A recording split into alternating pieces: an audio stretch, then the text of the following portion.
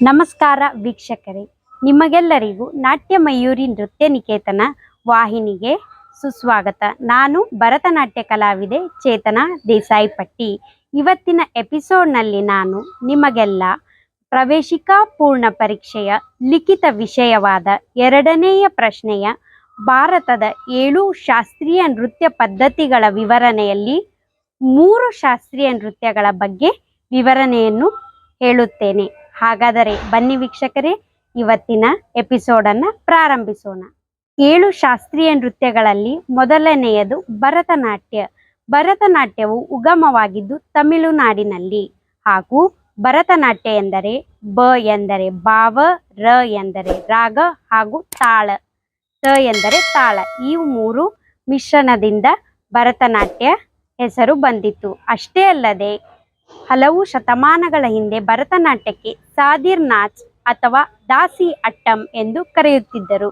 ಭರತನಾಟ್ಯ ಮತ್ತು ಉಳಿದ ಶಾಸ್ತ್ರೀಯ ನೃತ್ಯಗಳ ಮೂಲ ನಾಟ್ಯಶಾಸ್ತ್ರ. ನಾಟ್ಯಶಾಸ್ತ್ರದ ಮೇಲೆಯೇ ಎಲ್ಲ ಶಾಸ್ತ್ರೀಯ ನೃತ್ಯಗಳು ಉಗಮವಾಗಿದೆ. ಭರತನಾಟ್ಯವನ್ನು ಪ್ರಾಚೀನ ಕಾಲದಿಂದಲೂ ದೇವಾಲಯಗಳಲ್ಲಿ, ರಾಜರ ಆಸ್ಥಾನದಲ್ಲಿ ನೃತ್ಯವನ್ನು ಪ್ರದರ್ಶಿಸುತ್ತಾ ಬಂದಿದ್ದಾರೆ. ಭರತನಾಟ್ಯವನ್ನು ಈಗ ಕೂಡ ಎಲ್ಲರೂ ಪ್ರದರ್ಶನವನ್ನು ದೇಶದಲ್ಲಿ ಅಷ್ಟೇ ಅಲ್ಲದೆ ವಿದೇಶದಲ್ಲೂ ಪ್ರದರ್ಶಿಸುತ್ತಿದ್ದಾರೆ.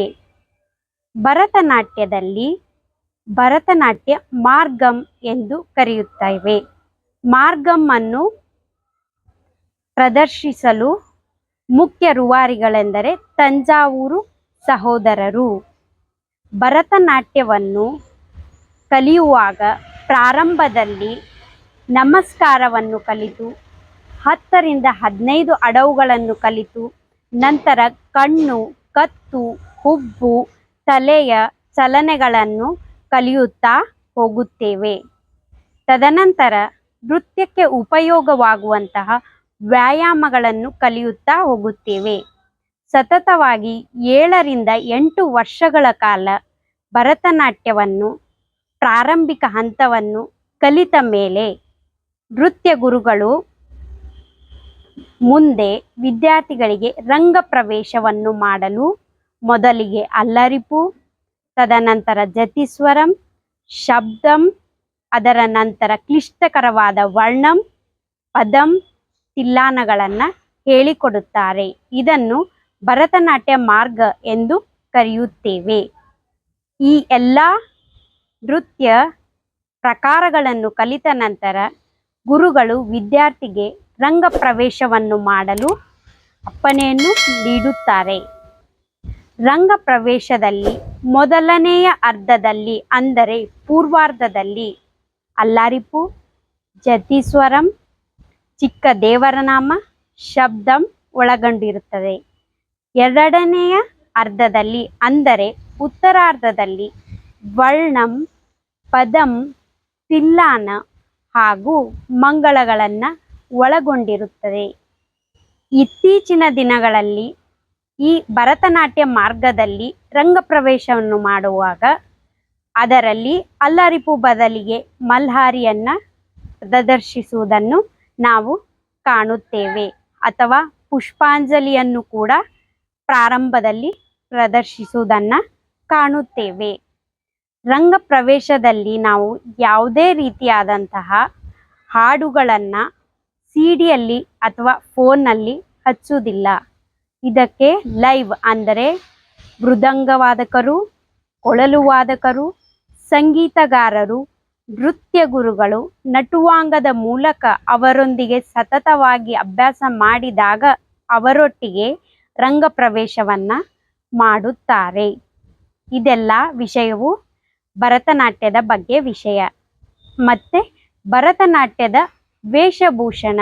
ಭರತನಾಟ್ಯದ ವೇಷಭೂಷಣ ಪ್ರಾಚೀನ ಕಾಲದಲ್ಲಿ ಒಂದು ಸೀರೆಯನ್ನು ಪೈಜಾಮ್ ಅಥವಾ ಲಂಗ ರೀತಿಯಲ್ಲಿ ಧರಿಸಿ ನೃತ್ಯವನ್ನು ಪ್ರದರ್ಶನವನ್ನು ಮಾಡುತ್ತಿದ್ದರು.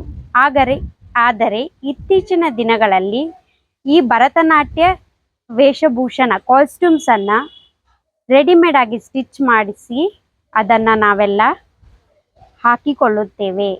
ಅದೇ ರೀತಿ ಭರತನಾಟ್ಯದ ಆಭರಣಗಳು ಸೂರ್ಯ ಚಂದ್ರ, ತಲೆಪಟ್ಟಿ, ಕುತ್ತಿಗೆಗೆ 2 ಹಾರು, ಡಾಬು, ಕೈಕಟ್ಟು, ಮೂಗಿಗೆ ನತ್ತು, ಬಹುಮುಖ್ಯವಾದದ್ದು ಕಾಲುಗಳಿಗೆ ಗೆಜ್ಜೆಗಳನ್ನು ಧರಿಸಿ ಭರತನಾಟ್ಯದಲ್ಲಿ ಈ ರೀತಿಯಾಗಿ ವೇಷಭೂಷಣವನ್ನು ಹಾಕಿಕೊಂಡು ನೃತ್ಯವನ್ನು ಪ್ರದರ್ಶನ ಮಾಡುತ್ತೇವೆ. ಹಾಗೂ ಭರತನಾಟ್ಯದ ಪ್ರಸಾದನ ಅಂದರೆ ಮೇಕಪ್, ಇದನ್ನು ಕೂಡ ನಾವು ತುಂಬ ನೃತ್ಯದ ಪ್ರದರ್ಶನವನ್ನು ಮಾಡುವಾಗ ಬೇರೆ ಪ್ರಸಾದನಕ್ಕಿಂತ ತುಂಬ ವಿಭಿನ್ನವಾಗಿ ನಾವು ಮೇಕಪ್ಪನ್ನು ಹಾಕಿಕೊಂಡು ನೃತ್ಯವನ್ನು ಪ್ರದರ್ಶನ ಮಾಡುತ್ತೇವೆ. ಕಣ್ಣುಗಳಿಗೆ ಜಾಸ್ತಿ ಮೇಕಪ್ ಮಾಡ್ಕೋತೀವಿ, ಯಾಕಂದ್ರೆ ಕಣ್ಣುಗಳು ನೃತ್ಯವನ್ನು ಮಾಡುವಾಗ ಬಹುಮುಖ್ಯವಾದ ಪಾತ್ರವನ್ನು ವಹಿಸುತ್ತವೆ.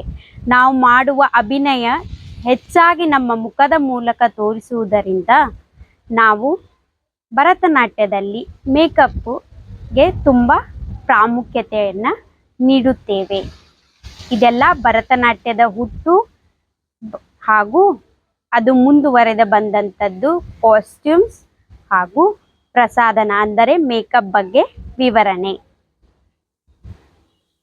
ಮುಂಬರುವ ಎಪಿಸೋಡ್ನಲ್ಲಿ ನಾನು ಮುಂದುವರೆದ ವಿಷಯಗಳನ್ನು ನಿಮಗೆ ತಿಳಿಸುತ್ತೇನೆ. ಅಲ್ಲಿಯವರೆಗೂ ನಿಮ್ಮ ವಾಹಿನಿಯಾದಂಥ ನಾಟ್ಯಮಯೂರಿ ನೃತ್ಯ ನಿಕೇತನವನ್ನು ಹೆಚ್ಚು ಲೈಕ್ ಮಾಡಿ, ಶೇರ್ ಮಾಡಿ, ಸಬ್ಸ್ಕ್ರೈಬ್ ಮಾಡಿ. ಅಲ್ಲಿವರೆಗೂ ಧನ್ಯವಾದಗಳು.